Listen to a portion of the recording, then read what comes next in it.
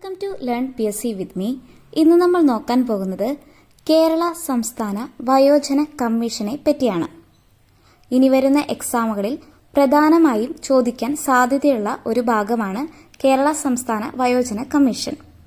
നമുക്ക് നോക്കാം. കേരളത്തിലെ മുതിർന്ന പൗരന്മാരുടെ അവകാശങ്ങളും താൽപ്പര്യങ്ങളും സംരക്ഷിക്കുന്നതിനും പിന്തുണയ്ക്കുന്നതിനും വേണ്ടി രൂപീകരിച്ചിട്ടുള്ള കമ്മീഷനാണ് കേരള സംസ്ഥാന വയോജന commission. 2025 Kerala state elderly commission act പ്രകാരമാണ് ഇത് രൂപീകരിച്ചിട്ടുള്ളത്. കേരള സംസ്ഥാന വയോജന കമ്മീഷൻ രൂപീകരിച്ചിട്ടുള്ളത് 2025 Kerala state elderly commission act പ്രകാരമാണ്. രാജ്യത്ത് ആദ്യമായി ഒരു വയോജന കമ്മീഷൻ രൂപീകരിക്കപ്പെട്ടത് കേരളത്തിലാണ്. രാജ്യത്ത് ആദ്യമായിട്ട് വയോജനങ്ങൾക്ക് വേണ്ടിയുള്ള കമ്മീഷൻ രൂപീകരിക്കപ്പെട്ട സംസ്ഥാനം കേരളമാണ്.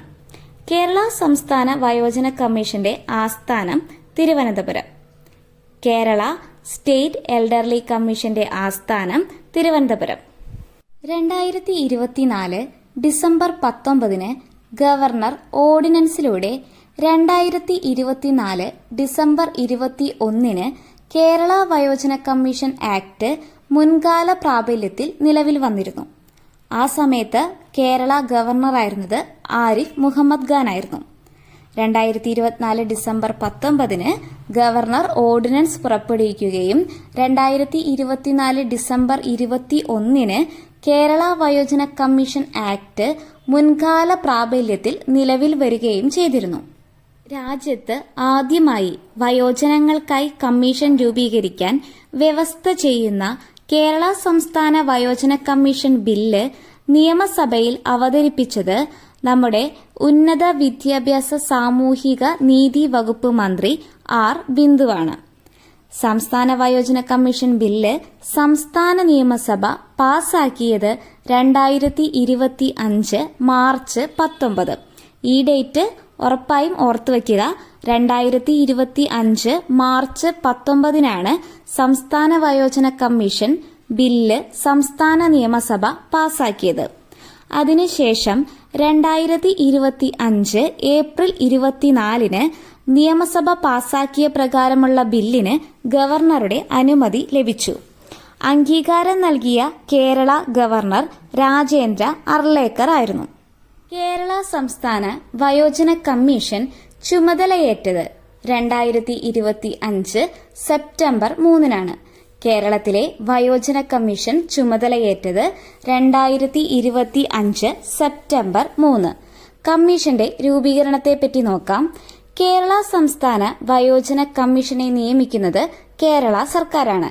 കേരള സംസ്ഥാന വയോജന കമ്മീഷനെ നിയമിക്കുന്നത് കേരള സർക്കാരാണ്. കമ്മീഷനിൽ ഒരു ചെയർപേഴ്സണും 4 കവിയാത്ത അംഗങ്ങളും ഉണ്ടായിരിക്കണം. 1+4 ആണ് കമ്മീഷന്റെ ഘടന. ചെയർപേഴ്സൺ ഉൾപ്പെടെ കമ്മീഷനിൽ നിയമിക്കപ്പെടുന്ന എല്ലാ അംഗങ്ങളും വയോജനങ്ങളായിരിക്കണം. ചെയർപേഴ്സണും അതുപോലെ തന്നെ കമ്മീഷനിൽ നിയമിക്കപ്പെടുന്ന എല്ലാ അംഗങ്ങളും വയോജനങ്ങൾ ആയിരിക്കണം. വയോജന ക്ഷേമ മേഖലയിൽ പ്രവർത്തന പരിചയമുള്ളവരും ആയിരിക്കണം. അവരിൽ ഒരാൾ പട്ടികജാതിയിലോ പട്ടിക ഗോത്രവർഗങ്ങളിലോ പെട്ട ആളായിരിക്കണം. മറ്റൊരാൾ വനിതയും ആയിരിക്കണം. അപ്പോൾ പ്രധാനപ്പെട്ടതാണ്, ചെയർപേഴ്സൺ ഉൾപ്പെടെ എല്ലാ അംഗങ്ങളും വയോജനങ്ങളായിരിക്കണം. ഒരാൾ പട്ടികജാതി പട്ടികവർഗത്തിൽ നിന്നുമുള്ള ആളായിരിക്കണം. മറ്റൊരാൾ വനിതയും ആയിരിക്കണം. ഈ ആക്ടിലെ പ്രധാനപ്പെട്ട ഒരു നിർവചനമാണ് വയോജനം എന്നത്. വയോജനം എന്നതുകൊണ്ട് ഉദ്ദേശിക്കുന്നത് 60 വയസ്സ് പൂർത്തിയായിട്ടുള്ള ഏതൊരു ആളെയും. കേരള വയോജന കമ്മീഷനിലെ ചെയർപേഴ്സൺ ഗവൺമെന്റ് സെക്രട്ടറി പദവിയിലുള്ള ഒരു പൂർണ്ണസമയ ഓഫീസർ ആയിരിക്കും. കമ്മീഷന്റെ കാലാവധി 3 വർഷമാണ്. ചെയർപേഴ്സണും അംഗങ്ങളെയും രാജി സമർപ്പിക്കേണ്ടത് കേരള സർക്കാരിനാണ്. ചെയർപേഴ്സണും അംഗങ്ങളും രാജി സമർപ്പിക്കേണ്ടത് കേരള സർക്കാരിനാണ്. നിലവിലെ കമ്മീഷൻ അംഗങ്ങളെ നോക്കാം. കെ സോമപ്രസാദ് ആണ് ചെയർപേഴ്സൺ.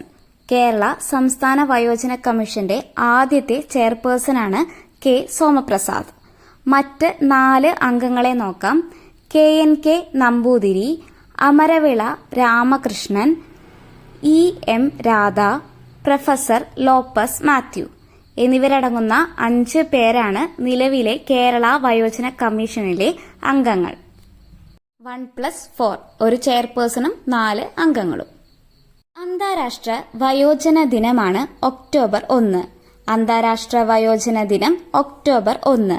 2025 അന്താരാഷ്ട്ര വയോജന ദിനത്തിന്റെ പ്രമേയമാണ് പ്രാദേശികവും ആഗോളവുമായ പ്രവർത്തനങ്ങളെ നയിക്കുന്ന വയോജനങ്ങൾ, നമ്മുടെ അഭിലാഷങ്ങൾ, നമ്മുടെ ക്ഷേമം, നമ്മുടെ അവകാശങ്ങൾ.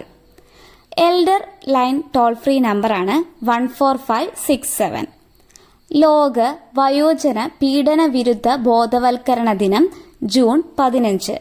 ലോക വയോജന പീഡന വിരുദ്ധ ബോധവൽക്കരണ ദിനം ജൂൺ 15. കേരള വയോജന കമ്മീഷൻ നിലവിൽ വരുമ്പോൾ കേരള മുഖ്യമന്ത്രി പിണറായി വിജയൻ. കേരള വയോജന കമ്മീഷൻ നിലവിൽ വരുമ്പോൾ സാമൂഹ്യനീതി വകുപ്പ് മന്ത്രി ആർ ബിന്ദു. കേരള വയോജന കമ്മീഷൻ നിലവിൽ വരുമ്പോൾ കേരള ഗവർണർ രാജേന്ദ്ര അർലേക്കർ. ഇതുകൂടി ഒന്നും കൂടി ഓർക്കുക. Thank you.